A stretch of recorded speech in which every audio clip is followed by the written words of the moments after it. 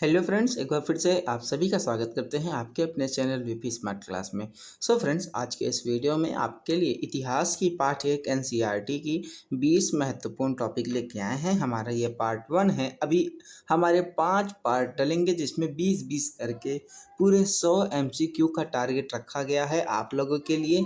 और अगर आप लोगों ने इस 100 एमसीक्यूज़ को पूरा देख लिया, रिवाइज कर लिया, तो मेरा पूरा उम्मीद है कि आप लोग इतिहास के चैप्टर 1 में एकदम तेज आपको पाठ कहीं से भी कुछ भी कोई बहुविकल्प भी पूछ लेगा तो आप ज़रूर बता पाएंगे।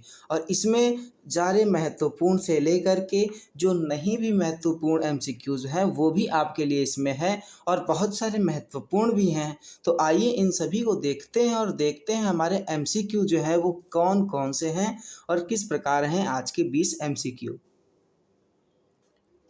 तो पहला एमसीक्यू आपके सामने है।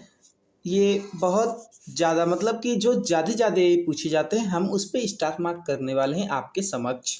तो यहाँ पे देखिए, पहला प्रश्न है वैकल्पिका की फ्रांसीसी क्रांति कब हुई थी। तो ये भी बहुत इम्पोर्टेंट प्रश्न है, इसलिए इस पे स्टार मार्क कर लिया जाए।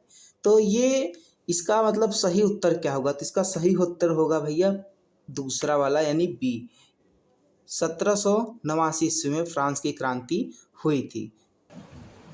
दूसरा क्या है, यानी फ्रांस की क्रांति के समय फ्रांस का शासक कौन था। तो उस समय फ्रांस का शासक था भैया तीसरा, लुई 16वां फ्रांस का शासक था। और लुई 16वां फ्रांस का शासक तब बना था जब अगला फ्रांस का जो शासक था वो हटा था, तब यानी लुई 15वां जब फ्रांस के राजगद्दी से हटा था तो फ्रांस का शासक तब लुई 16वां बना था। तीसरा देखते हैं।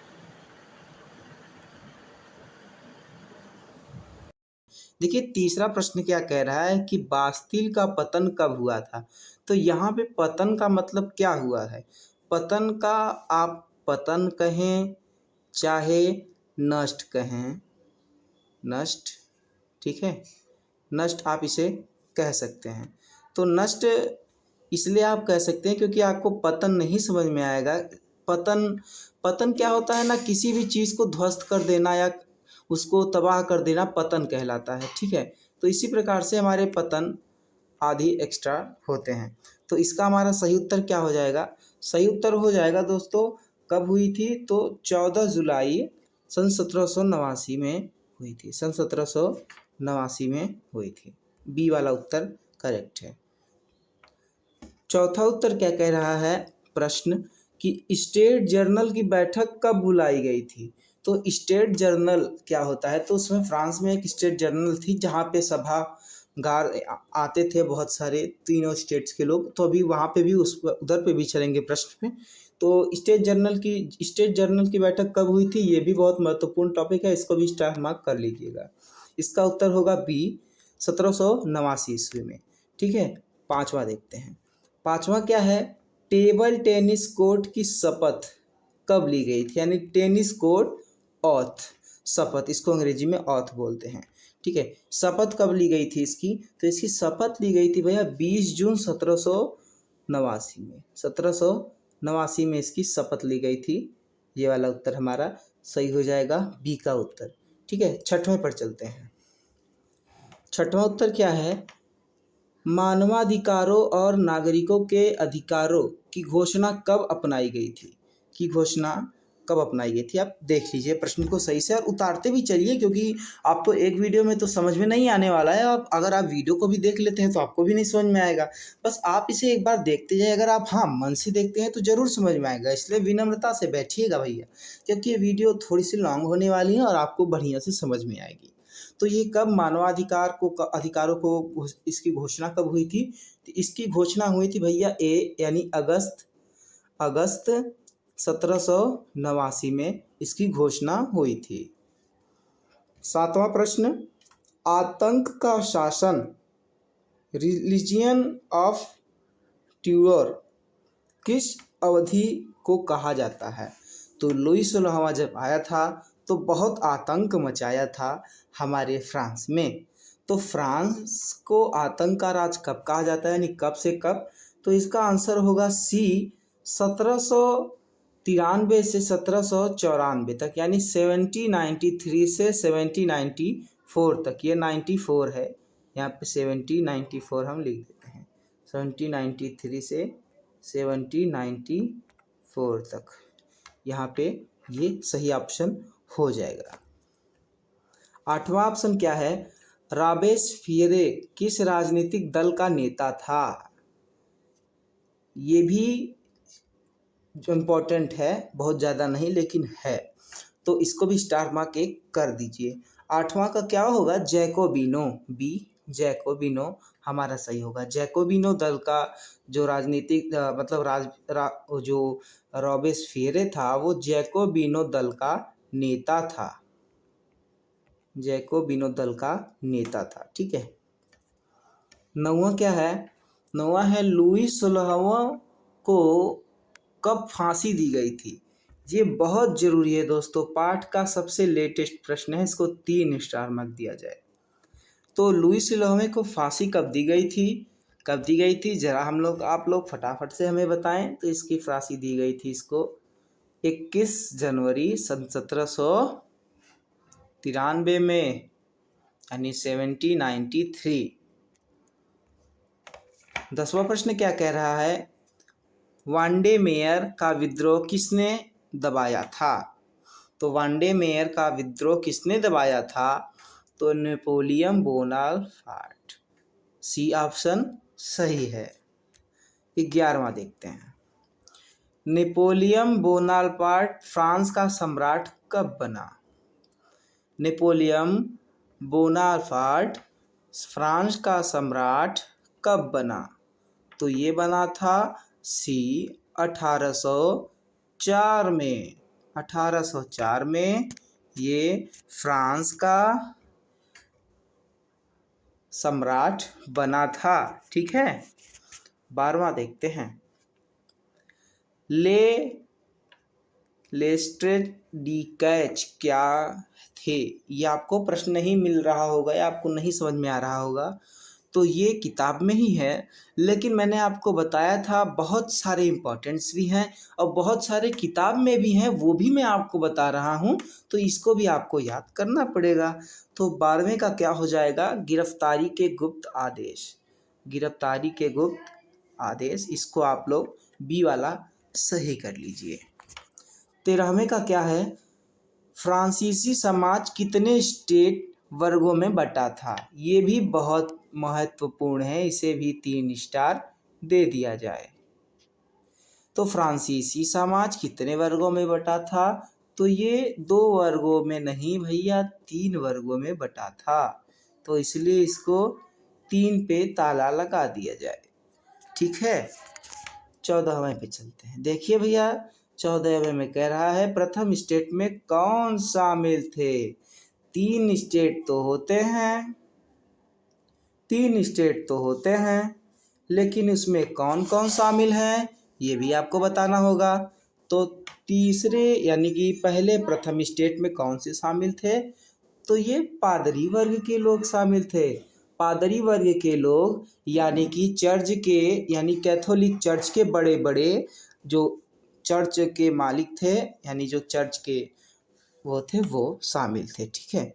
15वां प्रश्न, द्वितीय स्टेट में कौन शामिल थे? तो इसका ऑप्शन होगा बी, कुलीन वर्ग। इसके पहले वाले को भी हम लोगों को स्टार मार्क करना था, पहले इसको हम लोग स्टार मार्क कर लेते हैं, 3 स्टार इसको भी, और इसके पहले ये भी था, इसको हम लोगों को 3 स्टार जरूर देना चाहिए, क्योंकि ये भी प्रश्न के अधिकांशतः प्रश्न पूछे जाते हैं। पादरी वर्ग के लोग प्रथम स्टेट में आते हैं। 16वां नंबर, तृतीय स्टेट में कौन शामिल थे? तो आप क्या बताएंगे? सी वाले को, यानी कि व्यापारी, किसान, मजदूर, वकील, डॉक्टर आदि तृतीय स्टेट में शामिल थे। ठीक है, तृतीय स्टेट में ये शामिल थे, और ये लोग बहुत कम धनवान थे, इसलिए इन्हें तृतीय स्टेट में शामिल किया गया था, यानी सबसे निचला वर्ग आप कह सकते हैं। 17वां क्या है, टाइड क्या था? टाइड, सॉरी ये द है, इसे हम लोग पहले सही कर देते हैं, ये द है। क्या है? टाइद, टाइद है ना ये, तो इसे हम लोग पहले सही कर देते हैं। इसे हम लोग पहले गायब कर दे, नहीं तो दिक्कत हो जाती है। ऐसे आप लोग भी कहेंगे सर ने गलत बताया। टाइद, इसे हम लोग बना देते हैं टाइद। ओके, तो आप लोग इसे बना लीजिए टाइद, ठीक है। तो ये टाइद होगा, टाइद, टाइद, टाइद, ठीक है। तो इसका ऑप्शन क्या होगा, टाइद क्या था? तो टाइद जो है चर्च द्वारा लगाया गया, चर्च द्वारा लगाया गया धार्मिक कर था। चर्च द्वारा लगाया गया धार्मिक कर था ये टाइद, धार्मिक कर। तो धार्मिक कर क्या होता है? देखिए, धार्मिक कर ये होता है कि धर्म के नाम पर पैसा लेना धार्मिक कर कहलाता है, ठीक है। ये छोटे से डिफिनेशन के तौर पे। 18वां क्या है, टाइल क्या है? देखिए, टाइल और टाइल में बहुत अंतर है, इसलिए हमें इसे 3 स्टार मार्क जरूर देना चाहिए। 3 स्टार मार्क। ये सब हमारे बुक के बहुत बहुत महत्वपूर्ण MCQs हैं। तो ये टाइल क्या है? तो टाइल क्या है आप बता सकते हैं? प्रत्यक्ष कर है, टाइल प्रत्यक्ष कर है। 19वां, सब्जी के रूप में क्या जाना जाता था जो फ्रांसीसी क्रांति से पहले गरीब लोग का मुख्य भोजन था? गरीब लोगों का मुख्य भोजन था, यानी फ्रांसीसी क्रांति जो हुई थी, यानी कि जो युद्ध हुआ था, युद्ध से पहले सब्जी में कौन सा सब्जी था जो गरीबों के लिए मुख्य भोजन था? तो ये क्या था भैया? ये था रोटी, जो अभी हम लोग खाते हैं, यानी कि जिसे हम लोग चपाती बोलते हैं, अंग्रेजी में चपाती, वीट की गेहूँ, वीट यानी गेहूँ की रोटी, ठीक है। 20वां प्रश्न और अंतिम प्रश्न हमारे सामने, स्टेट जर्नल की बैठक में तृतीय स्टेट के प्रतिनिधि ने क्या मांग की? आपको दिख नहीं रहा होगा, ऐसे आपको दिखेगा कि जो तृतीय स्टेट के लोग हैं, इन्होंने क्या मांग की थी? तो आप बता सकते हैं क्या मांग की थी? ऑप्शन तो आप लोग जरूर देख के बता सकते हैं कि इन्होंने क्या मांग की थी। तो बताइए फटाफट से, इन्होंने क्या मांग की थी? तो इन्होंने मांग की थी कि प्रत्येक सदस्य को 1 वोट देने की आवश्यकता पड़ेगी सर आपको।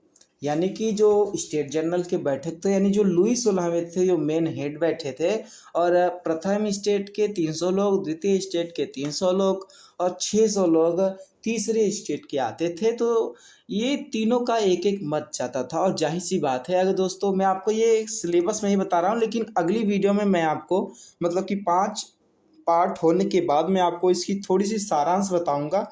तो अभी मैं आपको थोड़ा सा बता देता हूँ कि ये जो सदस्य 1 वोट देने की अधिकार कर रहे थे, किस लिए कि आप जानिए ऐसे तीनों, यानी तीनों स्टेट में 2 स्टेट एकदम धनवान थे, जो धनवान स्टेट थे वो 2 स्टेट में आते थे, और जो सबसे गरीब थे वो 1 स्टेट में। अगर एक राजा कहे कि तीनों लोग 1-1 वोट डालिए कि कौन कर बढ़ाना चाहेगा कौन नहीं, तो जाहिर सी बात है भैया, जो दो अमीर स्टेट्स के, यानी 2 जो अलग अलग स्टेट्स के रहेंगे, वो लोग तो कहेंगे भैया कर बढ़ाना चाहिए, क्योंकि वो लोग कर्जों से मुक्त थे। इस पाठ में हमें यही बताया गया है कि वो लोग कर्ज से मुक्त थे, तो वो लोग कहेंगे ही कर बढ़ाने के लिए, और इसीलिए वो लोग कर बढ़ाने के लिए मांग की थी। और तृतीय स्टेट बहुत कम धनवान थे, इसलिए उन्होंने कर बढ़ाने की मांग नहीं की थी, इसीलिए उन्होंने विद्रोह कर दिया था, और इसीलिए फ्रांस की क्रांति मानी जाती है। तो अभी के लिए बस इतना ही, मिलते हैं नेक्स्ट पार्ट में, तब तक के लिए जय हिंद जय भारत।